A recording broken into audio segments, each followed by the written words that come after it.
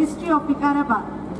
Dr. Madi Chennareddy Garu, a great visionary, former Chief Minister of United Andhra Pradesh and Governor of Tamil Nadu and other states, realizing that Vikarabad was very backward with few educational facilities and was lacking avenue of higher education, with lofty ideals of providing the people of Vikarabad and its surrounding socially and educationally backward areas a new ray of hope in the field of higher education, established the Vikas Mandali Vikarabad, a voluntary organization with a few local leaders, farmers and businessmen. In the year 1968, the Vikas Mandali, under the dynamic presidentship of Dr. Madi Chennareddy Garu, established the Sri Ananta Padmanabha Arts and Science College at Vikarabad in the then Hyderabad district of Telangana region, present Vikarabad district. At PUC, its intermediate level, with a meager strength of 140 students. The college was inaugurated by Sri K. Brahmananda Reddy Garu, former Chief Minister of the then Andhra Pradesh. Later, graduation courses were introduced in arts and science, and in the year 1980, the commerce course was introduced. The small sapling has grown into a large banyan tree, and the present strength of the college is almost 2,000, out of which 700 students are girl students. The college is affiliated to Osmania University and admitted into Grant-in Aid in 1972. The college is a multi-faculty institution offering instruction in both media, Telugu and English at UG and PG level. The college has its own buildings comprising adequate classrooms, well-equipped laboratories in science, computers and commerce, and a huge library with all infrastructure. The untiring services of the management, the principals and the staff for the past 50 years are praiseworthy. Another major issue which attracted the young minds in those days was his idea of development of remote areas, because that is a very important thing. Addressing, going, to the needy people, taking administration to the masses and attending issues on the spot. The remote area concept was subsequently taken over. It inspired several governments in this country, including the central government. Friends, today is not the occasion for lengthy speeches, but however it's a very, very important occasion that this particular college, SAP College, is celebrating its golden jubilee. 50 years of very hard work on the part of the managing committee, the distinguished faculty here, the very many principals who were heading this college. All of them, they worked hard, and this college is where it is today. Friends, this year is going to be very important, particularly in Telangana. The government is likely to announce quite a few private universities. There is a lot of work which is going on behind the scenes. I strongly plead that the SAP College be made a university by itself. There are very important reasons. The most important reason is the strategic location of this college, located in Vikarabad, which is the origin source, the source of river Musi. That is one. Secondly, we have an excellent forest here. But over the years, it has been, there have been several encroachments and destruction of the forest. I strongly plead that this university which will be located here will have the focus of environment protection and sustainable development goals. In fact, already in several countries in the world, universities have come into being with the agenda of realizing the sustainable development goals.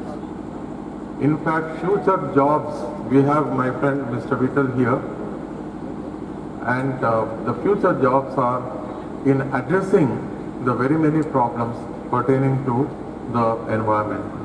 1991-93 సంవత్సరం లోపల intermediate చేయడం జరిగింది.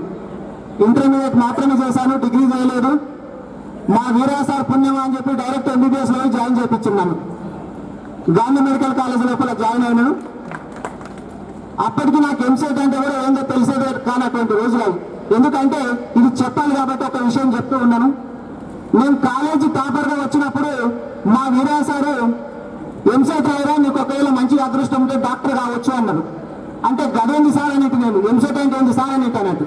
అంటే అటువంటి పరిస్థితుల్లో ఉన్నటువంటి రోజుల లోపల ఫామ్ ఆయనని తీసుకొచ్చి ఆయనని నింపి ఈయన సంతకం పెట్టాలంటే నేను సంతకం పెట్టినా మనకు లాంగ్ కోచింగ్ లేవు, ఏ కోచింగ్ లేవు, తీసుకుపోయి గాంధీ మెడికల్ కాలేజ్లో ఆయన్ని జాయిన్ చేసి వచ్చాం. కాబట్టి వీరయ్య సార్కు ధన్యవాదాలు తెలియజేస్తూ, తర్వాత ఇక వెనక్కి మళ్ళీ చూడకుండా ఎండి చేయడం జరిగింది, తర్వాత ఎంఎస్ చేయడం జరిగింది, జనరల్ సర్జరీ చేయడం జరిగింది. చాలా సందర్భాల్లో చెప్పినాను, మళ్ళీ ఇంకొక మాట చెప్తా ఉన్నాను. చాలా మంది నేను పాలిటిక్స్ లోకి వచ్చేటప్పుడు అరే మంచి ప్రొఫెషన్ వదిలేసి ఆ దరిద్ర కొంపలోకి దాంట్లోకి ఎందుకు పోతారో రాజకీయాల్లోకి అని చెప్పి చాలా మంది మా వెల్విషర్స్ చెప్పడం జరిగింది.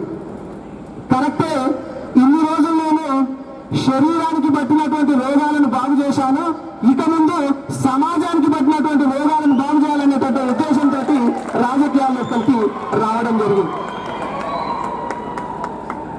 కాబట్టి ఇక్కడ ఉన్నటువంటి కాలేజీకి ఎంత ఘనమైనటువంటి చరిత్ర ఉందంటే, వేలాది మంది డాక్టర్లను, వేలాది మంది ఇంజనీర్లను, ఎంతో మంది రాజకీయ నాయకులను, ఎంతో మంది ఉద్యోగస్తులను తయారు చేసినటువంటి గొప్ప కాలేజీ ఎస్ఏపి కాలేజ్.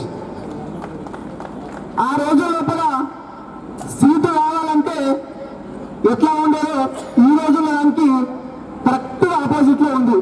ఈ రోజు లోపల ఎట్లుందంటే మా కాలేజీలో జాయిన్ అని చెప్పి కాలేజ్ మేనేజ్మెంట్ వాళ్ళు ఇళ్ల చుట్టూ జరుగుతూ ఉన్నారు ఇప్పుడు ప్రస్తుతం. కానీ ఆ రోజు లోపల ఎస్ఐపి కాలేజ్ లోపల సీట్ వచ్చిందంటే ఎస్ఐపి కాలేజీలో సీట్ వచ్చింది అని కింది నుంచి పైకి ఒకసారి చూసేటోళ్ళు అన్నట్టు. సీట్ రావాలంటే అప్పుడు రెండే విషయాలు, మంచి మార్కులన్నా ఉండాలా, మంచి రికమెండేషన్ అన్నా ఉండాలి. ఇట్లయితే వచ్చేది సీటు, వేరే ఏం కాదు. కాబట్టి అంత ఘనమైనటువంటి చరిత్ర ఉన్నటువంటి ఎస్ఐపి కాలేజు, గలగల పారేటటువంటి సెలవులాగానే ఉన్నటువంటి కాలేజు దురదృష్టం కొంచెం వెలవెలబోతుందేమోనని చెప్పి నా ఆవేదన. తప్పుగా ఎవ్వరు భావించదు. 50 సంవత్సరాలుగా మర్రి ఫ్యామిలీ వాళ్ళు దాన్ని మంచి ప్రోత్సహించుకొచ్చి ప్రొటెక్ట్ చేస్తూ రక్షించుకుంటూ వచ్చింది కాబట్టి ఈ స్టేజ్కి రావడం జరిగింది. చాలా సంతోషము.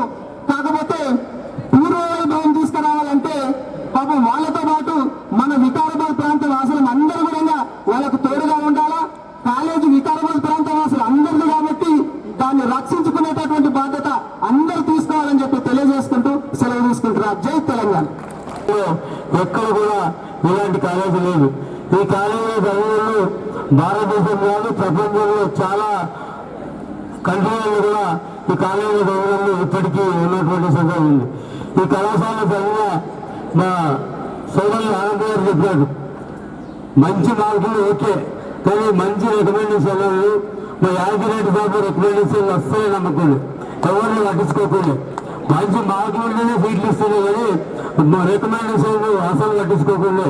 మరి చాలా సందర్భాల్లో నేను కూడా సీట్ల గురించి రావడం జరిగింది, అయినా కూడా లెక్కలు మార్కులు పోయిపోవాలి బట్టి అటువంటి సందర్భంగా మరి కాలేజీలో చదివినటువంటి ఈ కాలేజీలో చదివిన విద్యార్థులు భారతదేశంలో ప్రపంచంలో ఎక్కడైనా కూడా మరి గెలిచేస్తారని ఒక దూర సంకల్పం ఉంది. మరి ముఖ్యంగా ఈ కాలేజీ స్థాపించినటువంటి పౌరుడు మరి డాక్టర్ మణి చెన్నారెడ్డి గారు ముందు చూపు గల నాయకుడు. మరి తెలంగాణ అనే పదాన్ని ఉద్భవించి తెలంగాణ పదాన్ని మరి ప్రజల్లోకి తీసుకొచ్చినటువంటి నాయకుడు మన మాజీ ముఖ్యమంత్రి మాజీ గవర్నర్ డాక్టర్ మణి చెన్నారెడ్డి గారు. ఒకప్పుడు 1989లో మేము సంజయ్ గారి గురించి టికెట్ కొన్నాం. అప్పటికి ఎలక్షన్ నోటిఫికేషన్ రాలేదని పిసిసి ప్రెసిడెంట్ ఉన్నాడు. నేను తిరుమలకు టికెట్ ఇస్తే ఓడిపోతే సార్ సంజయ్ గారికి టికెట్ ఇవ్వాలంటే ఒకటే మాట అన్నాడు, నేను 200 సీట్లతో గెలుస్తున్నాము, వికారాబాద్ తిరుమల ఓడిపోయినా పర్వాలేదు, 200 సీట్లతో గెలుస్తున్నాము, సంబంధంలో టికెట్ ఇవ్వని పోని చెప్పినటువంటి గట్టిగా ఏమున్నా ముఖం ముందు చూపుతోని చెప్పినటువంటి నాయకుడు డాక్టర్ మనీష్ చంద్రబాబు. వాళ్ళు ఒకటే కాదు, ఏ కార్యక్రమం తీసుకున్నా కూడా గట్టిగా ముందు చూపుతోని మరి చెప్పినటువంటి నాయకుడు మనీష్ చంద్రబాబు గారు. వారి శుభ్రించి ఉత్సవాల సందర్భంగా ఏర్పాటు చేసిన కార్యక్రమానికి ఈ అవకాశం కల్పించిన మీ అందరూ కూడా పేరు పేరు హృదయపూర్వక ధన్యవాదాలు చెప్తూ సెలవు తీసుకున్నాం. జై తెలంగాణ. ఫస్ట్ పేరే నాకు పడ్డది, ఇక్కడ కూడా ఫస్ట్ పేరు పడ్డది. ఈ కాలేజ్ వచ్చి చూసిన తర్వాత ఇక్కడున్న వాతావరణము, బిల్డింగ్, దీని స్టాఫ్, సిబ్బందిని చూసి హైదరాబాద్ సిటీ కాలేజ్, నిజాం కాలేజీలో సీట్ వస్తే వదులుకొని ఇక్కడ వచ్చి జాయిన్ అయిపోయారు. ఇక్కడ జాయిన్ అయిన తర్వాత ఈ కాలేజీ ప్రిన్సిపాల్స్, లెక్చరర్స్ తీర్చిదిద్దారు. నాలో ఉన్న నాయకత్వానికి మెరిట్ తీర్చిదిద్దారు. దాస్ సార్ కానీ, విజయ్ కుమార్ సార్ కానీ, గోపిరెడ్డి, సూర్యనారాయణ మూర్తి, ఇక ప్రిన్సిపాల్ యాదగిరి రెడ్డి గారు, వీళ్ళందరూ నా అభివృద్ధిని ఆకాంక్షించారు, మెరుగులు దిద్దారు, తీర్చిదిద్ది గొప్ప చదువులో ర్యాంకు నాకు ఈ కాలేజీలో చదివినప్పుడే యూనివర్సిటీ ర్యాంక్ వచ్చింది. అకౌంటెన్సీ లో, స్టాటిస్టిక్స్ లో, అడ్వాన్స్ అకౌంట్ లో స్టేట్ ఫస్ట్ వచ్చాను ఈ 3 సబ్జెక్టుల్లో. అంత అద్భుతంగా ఈ కాలేజీలో నాకు పాఠాలు చెప్పినందుకు ఇక్కడ నుంచి ఎక్కడైనా మీటింగ్ పోతుంటే కాలేజీ చూసి పులకించిపోతానే. అంత గొప్ప కాలేజు, ప్రకృతి సౌందర్యంగా ఇక్కడ వీచే గాలికి మనిషి తిండి లేకున్నా కూడా శక్తి వచ్చేటటువంటి గాలి. కాబట్టి ఈ కాలేజీని ఇంకా విఠల్ చెప్పినట్టు దీన్ని యూనివర్సిటీ, మినీ యూనివర్సిటీగా తీర్చిదిద్దాల్సిన అవసరం ఉంది. అదేవిధంగా దీనికి పూర్తిగా స్థానిక శాసనసభ్యులు మరి సోదరుడు నాగేందర్ గౌడ్ మంచి పొజిషన్ ఉన్నాడు, చైర్మన్. ఆయన స్కూళ్ళకు ఆయననే ఫండ్స్ ఇస్తారు, కాలేజీలకు ఆయననే ఫండ్స్ ఇస్తారు. ఈ కాలేజీ కూడా ఫండ్స్ ఇస్తారని చెప్పి నేను ఆశిస్తున్నా. ఎందుకంటే ఇచ్చి దీన్ని బాగా తీర్చిదిద్దాలి. ఎందుకంటే ముఖ్యమంత్రికి కూడా సన్నిహితుడు. ఈ కాలేజీని ఇక ఈ మొత్తం విద్యా సంస్థలన్నింటి మీద ఆయన చైర్మన్. కాలేజీలకు, స్కూళ్లకు, ఎయిడెడ్ కాలేజీలకు అన్ని ఆయన చేతని అందరూ ఆయన దగ్గరికి ఫైల్ పట్టుకొని ప్రిన్సిపాల్ సెక్రటరీ నుంచి డైరెక్టర్, కమిషనర్ అంతా రోజు ఆయన ముంగట చేతులు పట్టుకొని నిలబడతారు. అంత మంచి పొజిషన్లు ఉన్నారు. కాబట్టి ఆయన గుడ్డును ఉపయోగించి ఈ కాలేజీ మీద దృష్టి పెట్టాలి. మీరు లీడర్, దీన్ని కాలేజ్ ప్రెసిడెంట్ చేసింది, ఈ కాలేజీ నేను పెద్ద నాయకునిగా తీర్చిదిద్ది. ఆ రోజుల్లోనే నాగేందర్ గౌడ్ గారు, విఠల్ గారు, ఇంకా అనేక మంది, నేను హైదరాబాద్ లో ఉద్యమం ముఖ్యమంత్రి ఇంటి దగ్గర ధర్నాలు చేస్తే 2 ట్రైన్లు నింపుకొని వస్తుంది వీళ్ళు ఇక్కడికి. తాండూరుకి 1 ట్రైన్ వస్తే ఇక్కడికి 2 ట్రైన్లు నింపుకొని 1000 మందిని తీసుకొచ్చి ముఖ్యమంత్రి ఇండ్లు ముట్టడించినటువంటి గొప్ప చరిత్ర ఈ కాలేజీ. అంతేకాదు ఆ 78, 77 ప్రాంతం లోపలనే ఏ కాలేజీకైనా 20% స్కాలర్షిప్స్ వస్తుండే. కానీ ఎస్ఐటి కాలేజీలో 100% ఒక్కరి కూడా వెళ్ళకుండా ప్రతి ఒక్కరి కూడా స్కాలర్షిప్ వచ్చిందంటే అది ఇక్కడ చేసిన పోరాటాల పురిటిగడ్డ. ఈ కాలేజీలో పుట్టిన ప్రతి బిడ్డ, ఈ కాలేజీ గదిలో చదువుకున్న ప్రతి బిడ్డ వీరోచితంగా పోరాడి అనేక స్కీములు పెట్టించారు. నేను అక్కడ పెద్ద నాయకులుగా ఉద్యమాలు చేసినట్టే ఇక్కడ ఒట్టి కాలేజ్, ఈ కాలేజీ యొక్క ప్రతి స్టూడెంట్ వేలాదిగా వారంలో 2 సార్లు ట్రైన్ నింపుకొని అక్కడికి వచ్చి ఉద్యమాలు చేస్తే ఆ ఉద్యమం బలోపేతమై ముఖ్యమంత్రులు దిగొచ్చి డిమాండ్లు నెరవేర్చారు. అంత గొప్ప చరిత్ర ఈ కాలేజీకి ఉంది. చాలా కాలేజీలో watershed development programme based on the T Hanumantharao 4 water concept దీన్ని చేపట్టబోతున్నాం. ఇది విజయవంతంగా చేసుకోగలిగితే నీటి ఎద్దడి లేకుండా పోతుంది. ఇక్కడికి చాలా దగ్గరలో ఉన్నటువంటి కోవూరు మండలంలో గొట్టిగారిపల్లి 2001-2లో చేపట్టినటువంటి వాటర్ షెడ్ డెవలప్మెంట్ ప్రోగ్రాంతో ఎకరానికి 5,000 ఖర్చు పెడితే ఈనాటికి అక్కడ 3 పంటలకు నీళ్లు వస్తున్నాయి. ఇది ఎవరు నమ్మలేరు. అదేవిధంగా ఇన్ని సంవత్సరాల తర్వాత కూడా నడి వేసవిలో పుష్కలంగా నీళ్ళు వస్తున్నాయి. కరువు ఉన్నటువంటి సంవత్సరంలో కూడా నీళ్ళు వస్తున్నాయి. అందరూ ఏమనుకుంటారంటే మనం మామూలుగా బోర్లు వేసుకుంటే ఒక చోట నీళ్లు పడుతున్నాయి, ఇంకో చోట లేవనుకుంటారు. కానీ అక్కడ 2001-2లో చేపట్టినటువంటి చతుర్విధ జల ప్రక్రియ వాటర్ షెడ్ డెవలప్మెంట్ వలన అది సాధ్యమైంది. 10 మందికి తెలవాల్సినటువంటి అవసరం ఉంది. సరే, ఇక్కడ ఆ కార్యక్రమాన్ని మొదలు పెడుతున్నాం. రెండవది ఈ కాలేజీకి కావాల్సినటువంటి ఒక మంచి లైబ్రరీ బిల్డింగ్ను కూడా ఏర్పాటు చేయాలని, దానికి సంబంధించినటువంటి కార్యక్రమాన్ని కూడా ప్రారంభించడానికి, దానికి సంబంధించిన ఫలితం కూడా ఇప్పుడు ఆవిష్కరిస్తాం. మూడోది వచ్చేసి, ఏదైనా ఇక్కడ కార్యక్రమం జరుపుకోవాలంటే తగిన ఆడిటోరియం లేదు, జిమ్నేజియం ఉంది. ఇక్కడ ఉన్నటువంటి క్రీడలకు సంబంధించినటువంటి కూడా ఎన్నో వసతులు ఉన్నాయి, జిమ్నేజియం ఉంది, సౌండ్ సిస్టమ్ సరిగ్గా ఉండదు. 10 మంది వచ్చి ఏదైనా కార్యక్రమం పెద్ద ఎత్తున జరపాలంటే ఇబ్బంది అవుతుంది. కనుక ఈ గోల్డెన్ జూబ్లీ ప్రాజెక్ట్ కింద ఈ మూడోదిగా ఈ ఆడిటోరియం కూడా నిర్మాణం చేసుకోవడం జరుగుతుంది. ఇక కాలేజ్ విషయానికి మేము చెప్పదలుచుకున్న దానికన్నా వచ్చినటువంటి వారు వక్తలు చాలా విషయాలు చెప్పారు.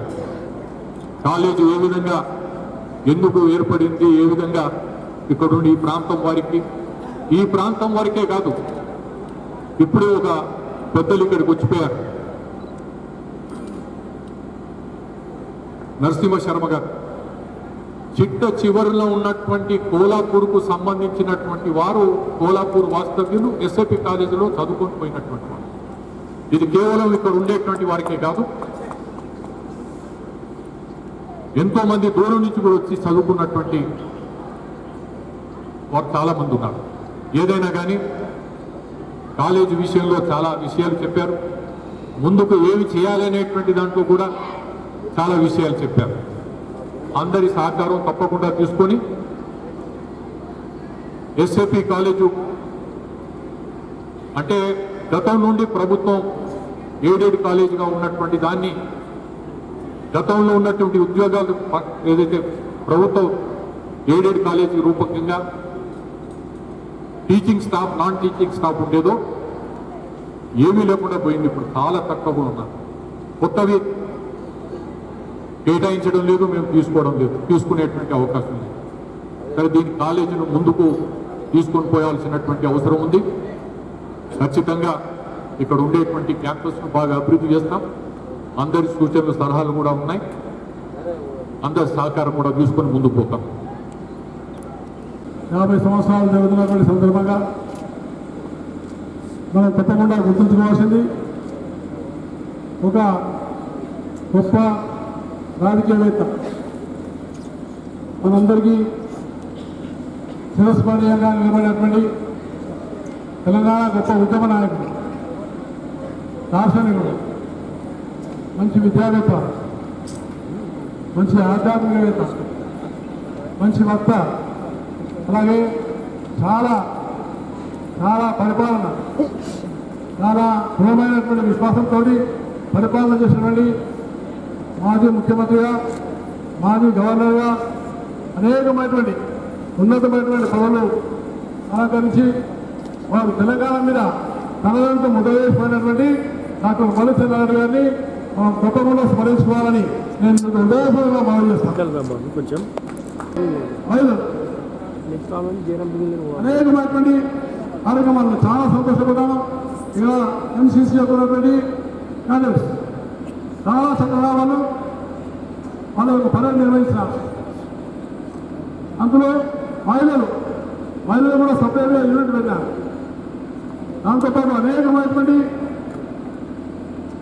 క్రీడా కార్యక్రమాలు, సాంస్కృతిక కార్యక్రమాలు అన్నింటినీ కూడా సమర్థవంతంగా నిర్వహిస్తున్నటువంటి కళాశాల, చాలా గొప్ప కళాశాల. అందులో ఇంత వేదిక ఉన్నటువంటి వాళ్ళందరూ కూడా అన్నమయ్య కాలేజ్ అందరూ కూడా ఈ కళాశాల యొక్క ప్రాడక్ట్స్, ఇక్కడ నిర్మాణమైనటువంటి వాళ్ళు అందరూ కూడా గౌరవపడాలి. ఒక మాజీ పార్లమెంట్ సభ్యుడు, ఎమ్మెల్యేలు, మాజీ ఎమ్మెల్యేలు అనేక మంది ఇక్కడ జ్యుడిషియర్లో ఉన్నవాళ్ళు, ప్రొఫెసర్స్, డాక్టర్స్, ఇంజనీర్స్ అనేక మంది, వేలాది మంది ఈ కళాశాల నుంచి తీర్చిదిద్దబడాలంటే ఈ కళాశాలను మర్చిపోకూడదని మనం చేస్తున్నాం. పూర్వ విద్యార్థులు ఉన్నారు, పూర్వ విద్యార్థులు కూడా మనం చేస్తున్నారు. మనము జన్మించినటువంటి తల్లి, మనం పుట్టినటువంటి ఊరు, మనం చదువుకున్నటువంటి కళాశాల, ఈ మూడుని మర్చిపోకూడదు. ఈ మూడు మనకు మన జీవితంలో ఒక స్థానాన్ని కల్పిస్తుంది. అందుకనే వీటిని మనం అభివృద్ధి చేసుకోవాలని, అన్నిటికన్నా చాలా ముఖ్యమైనది ఈ దేశంలో కానీ రాష్ట్రంలో కానీ పేదరిక నిర్మూలన జరగాలంటే విద్య వల్ల మాత్రమే పేదరిక నిర్మూలన జరుగుతుంది. అట్టని వర్గాలు ఎస్సీ ఎస్టీ బీసీ మైనార్టీ అలాంటి వర్గాలు వాళ్ళు అభివృద్ధి కావాలంటే విద్య. ఈరోజు ఈ వేదిక మీద అందరూ కూర్చోగలిగినటువంటి అర్హత వచ్చిందంటే దాని కారణము మన విద్య.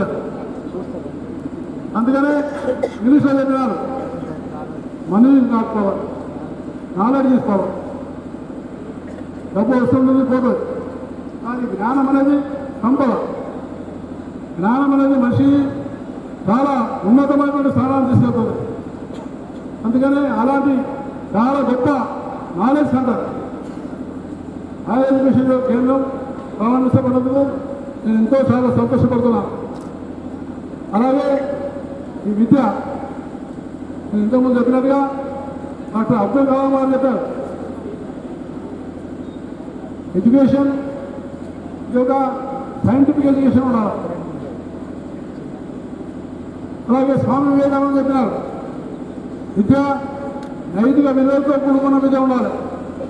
నైతిక విలువలు లేకుండా ఉన్నటువంటి విద్య ఎంత గొప్ప చదవగలుగుతున్నా అది కొట్టు నింపుకోవడం తప్ప సమాజానికి ఉపయోగపడే విద్య కాదు. అలాంటి విద్య అది మనకు పనికిరాంది. అందుకనే నైతిక మూల్యాలు ఉన్నటువంటి విద్య, మారల్ ఎడ్యుకేషన్ చాలా అవసరం. అన్నింటినీ కూడా ఇక్కడ పెంపొందింపబడి 32 సంవత్సరాల నుంచి సుదీర్ఘంగా నిస్వార్థంగా మర్రి కృష్ణారెడ్డి గారు, రవీంద్ర రెడ్డి గారు వారు నిస్వార్థంగా ఈ సేవలు అందిస్తున్నందుకు నేను వారిని నా తరఫున మీ అందరి తరఫున హృదయపూర్వకంగా అభినందిస్తాను. 32 సంవత్సరాలు నిర్విరామంగా దీన్ని నడపడం అంటే సామాన్యమైన విషయం కాదు. సంస్థ నిర్మాణం చేయడం, సంస్థను పెంపొందింపజేయడం చాలా కష్టం. వ్యక్తిగతంగా మనం చాలా గొప్ప వాళ్ళు కావచ్చు, కానీ సంస్థను పెట్టి ఆ సంస్థను అందరినీ కలిపి నిర్మాణం చేయడం చాలా గొప్ప విషయం. అందుకనే మనందరం కూడా ఇలాంటి విద్యను మనం పెంపొందింపజేసేటువంటి ఇన్స్టిట్యూషన్స్ని ఇంకా పెంపొందింపజేయాలి. అలాగే ఈరోజు సమాజంలో చాలా ముఖ్యమైనది nothing is lost. If health is lost, something is lost. If character is lost, everything is lost.